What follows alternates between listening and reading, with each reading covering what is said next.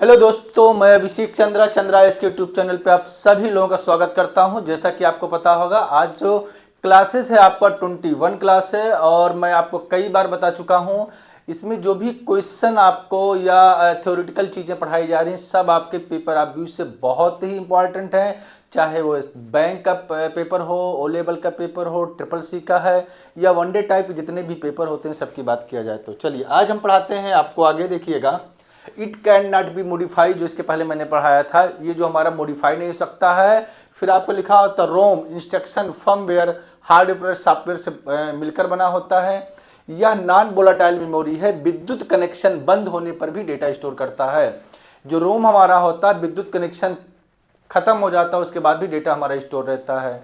Note में जैसा कि आपको यहाँ पर लिखा गया, आप ध्यान देंगे, कंप्यूटर मोबाइल का स्विच ऑन करते समय स्क्रीन पर जो लोगो प्रदर्शित होता है वह रोम में ही स्टोर होता है।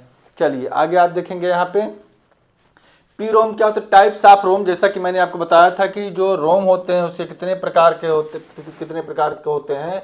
तो टाइप्स ऑफ रोम का मतलब रोम के प्रकार। पहला होता है पी रोम, जिसे कहते हैं प्रोग्रामेबल रीड ओनली मेमोरी। इसके अंदर के डेटा को मिटाया नहीं जा सकता है। जो हमारा पी रोम होता है, इसके डेटा को आप कभी मिटा नहीं सकते हैं। उसके बाद दूसरा होता है ईपी रोम, जिसे कहते हैं erasable programmable read only memory.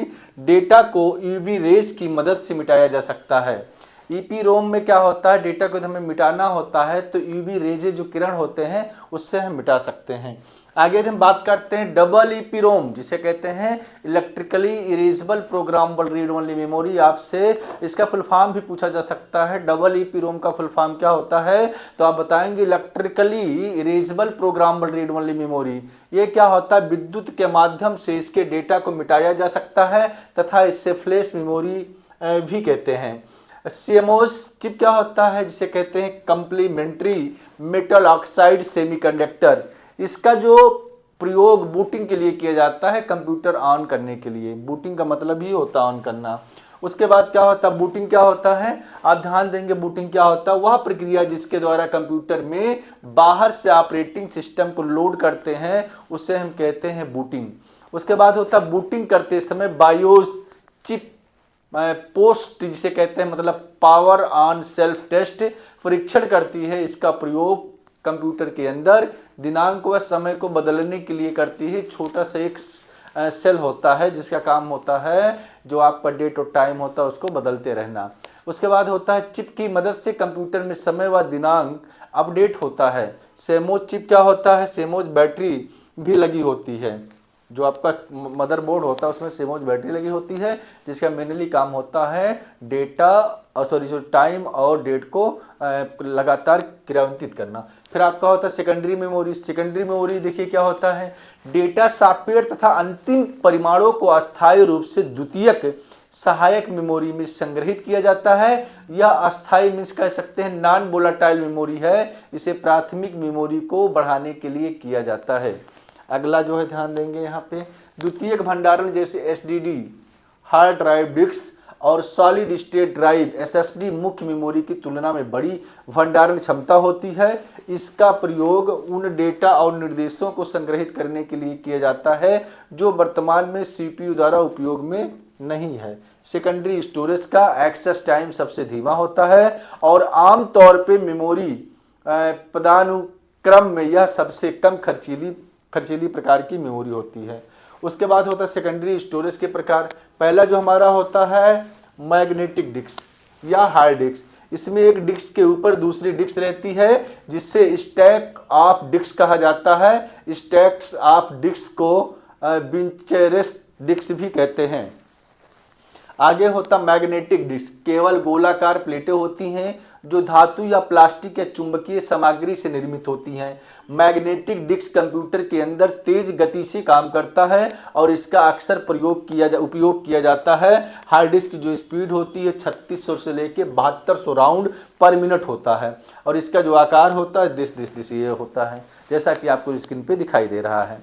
चलिए आगे हम बढ़ते हैं। यहाँ पर लिखा गया है इस डिस्क की दोनों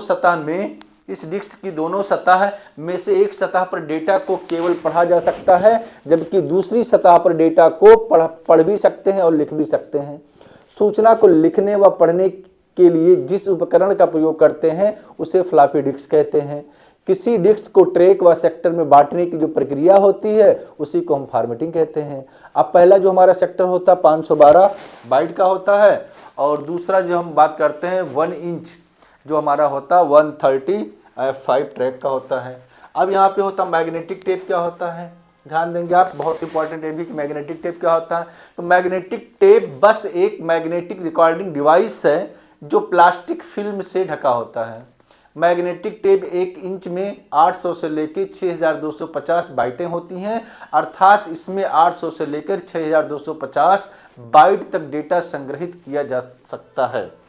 आगे हम बात करते हैं यहाँ पे ऑप्टिकल डिस्क। ऑप्टिकल डिस्क में क्या होता है, सीडी मतलब कॉम्पैक्ट डिस्क, गोलाकार आकार तथा इसमें डेटा को प्रायः एक बार ही लिखा जाता है, फिर उसे कितनी बार भी पढ़ा जा सकता है। यह एक प्रकार की रीड ओनली मेमोरी होती है जिसे हम क्या कहते हैं, रोम कहते हैं। डिस्क में डेटा को संग्रहित करने के लिए डिस्क 2 भागों में विभाजित किया गया है, पहला ट्रैक और दूसरा क्या होता है, हमारा सेक्टर होता है। सीडी में डेटा को लेजर से सदैव बाहर से अंदर का ओर लिखा जाता है।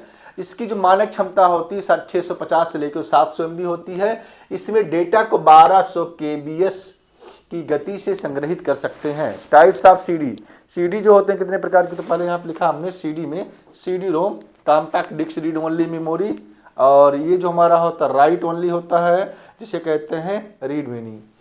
फिर आपका होता है सीडीआर, सीडीआर क्या होता है, 1 टाइम रीडेबल होता है। सीडीआरडब्ल्यू क्या होता है, रीड राइट मेनी टाइम्स होता है।